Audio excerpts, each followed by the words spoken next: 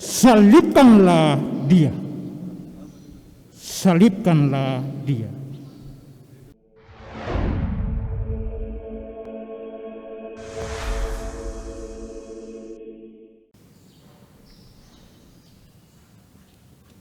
Derita hamba Yahweh yang akhirnya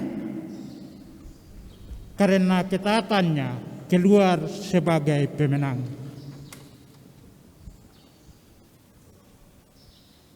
Yesus mengosongkan dirinya, kenosis. Yesus sebagai Tuhan yang dengan segala ketuhanannya, kemuliaannya, kerajaannya, dia kosongkan diri, dia tanggalkan itu dan mengambil rupa manusia. Tuhan Yesus itu yang masuk ke kota Yerusalem. Yesus yang disambut di pintu gerbang kota Yerusalem adalah Yesus sebagai Tuhan yang datang dengan segala keilahiannya dan kemanusiaannya.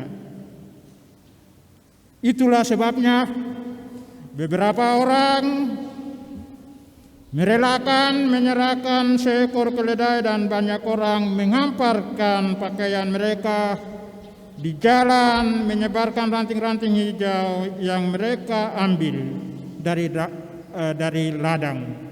Dan setiap kita umat Kristiani di dunia, termasuk kita di Paroki Tiga Raja Katedral, hari ini dengan daun palma di tangan, kita bersuka cita menyambut Tuhan Yesus yang masuk ke dalam pintu gerbang hati kita, yang hadir di tengah-tengah kita. Sudah selayaknya dan sepantasnya hari ini kita semua patut bergembira sambil berseru, Hosana. Diberkatilah dia yang datang dalam nama Tuhan.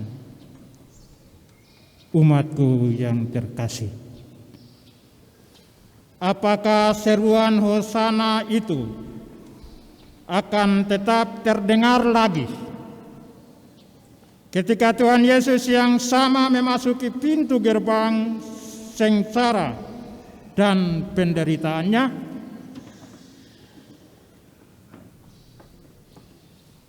Fakta biblis berbicara lain, bahwa seruan Hosana itu dalam waktu sekejap berubah menjadi hinaan.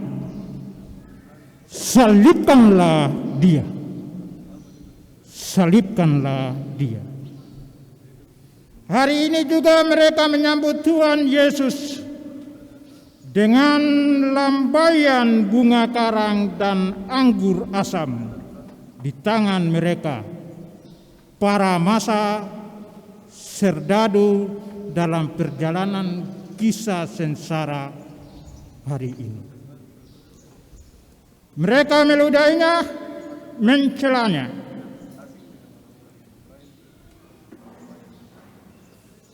Bahkan mereka katakan, turunlah dari salib itu, selamatkanlah dirimu. Hosana, Hosana, salibkanlah dia, salibkanlah dia. Itulah kita. Kita manusia. Ada sukacita, tetapi juga ada duka cita. Ada saat di mana kita dipuji, disanjung-sanjung setinggi langit. Tapi juga ada waktu di mana kita akan dihina dan dibenci. Maka bagi kita orang beriman Kristiani, umat yang terkasih, ini jalannya. Rangkullah bersahabatlah dan berdamailah dengan penderitaanmu. Sebab kita ketika berdamai dengan penderitaan kita, rasa sakit itu akan hilang. Percaya. Dan itu yang Yesus buat. Dia menerima penderitaannya sebagai sukacita, bukan penderitaan. Dan itulah yang harus diteladani oleh kita semua, umat Kristiani. Penderitaan saya adalah milik saya sendiri dan tidak akan pernah meninggalkan saya. Maka berdamailah dengan penderitaan kita itu.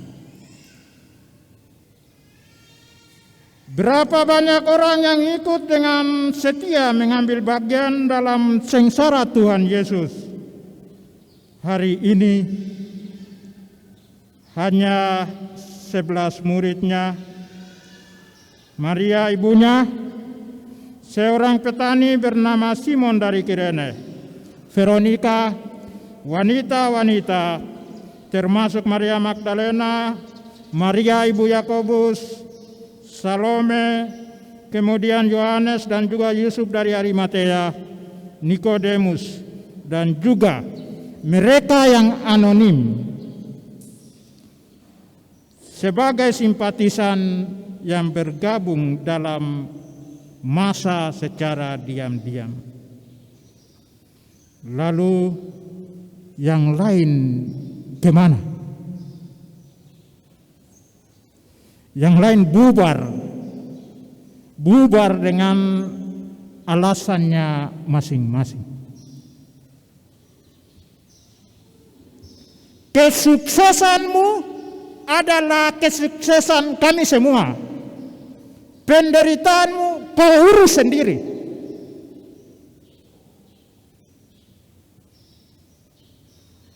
Umat Allah yang terkasih dalam Tuhan kita Yesus Kristus, seluruh narasi alur kisah sengsara Tuhan hari ini berakhir dengan sebuah pengakuan iman yang luar biasa. Datang dari kepala pasukan. Sungguh orang ini adalah anak Allah. Penderitaan bukanlah akhir dari kisah sengsara Tuhan, melainkan awal dari pengakuan iman bahwa Yesus adalah sungguh Allah, sungguh manusia.